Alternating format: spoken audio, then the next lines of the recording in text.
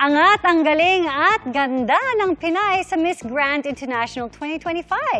Itong unang back-to-back win sa kasaysayan ng naturang pageant. From CJ Opiaza, now, Emma Marie Tiglao. Makichika kay Athena Imperial.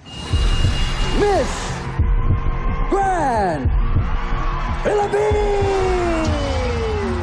Naluha si Miss Grand Philippines Emma Marie Tiglao nang i-anunsyong Pilipinas ang nanalo sa Miss Grand International 2025. Mas naging emosyonal siya nang patugtugin ang lupang hinirang sa MGI Hall sa Bangkok, Thailand.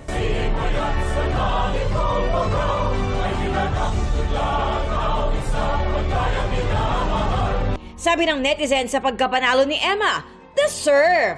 Dahil she ate, slayed, and left no crumbs. Introduction pa lang, umaapaw na sa confidence si Emma. Sa swimsuit round after the announcement of Top 22, nagpasiklab si Emma sa kanyang signature pasarela. Napawaw din niya ang audience sa evening gown competition. Rumampa siya in her fiery sexy gown created by Filipino designer Rian Fernandez. Binagayan pa niya yan ng sultry walk kaya naman umangat siya sa round na ito. Sa kanyang speech, tinalakay ni Emma ang korupsyon sa Pilipinas na sabi niya ay ugat umano ng pagkasawi ng kanyang mga kababayan tuwing may sakuna. As a journalist, my heart aches for my country drowned by corruption, for the lives lost to earthquakes and typhoons. Sa Q&A sa top 5 finalists, tinanong sila kung anong mga parusa ang tingin nilang magpapahinto sa iligal na operasyon ng online scammers.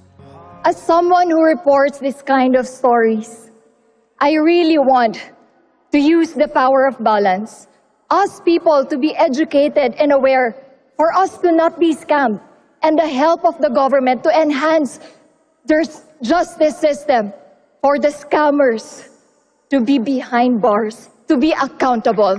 Because one day, I hope that we will live in a peaceful world where no one should deceive just to survive. Ito ang unang back-to-back win sa kasaysayan ng Miss Grand International from CJ Opiaza, now Emma Marie Tiglao. Athena Imperial updated sa Showbiz Happenings!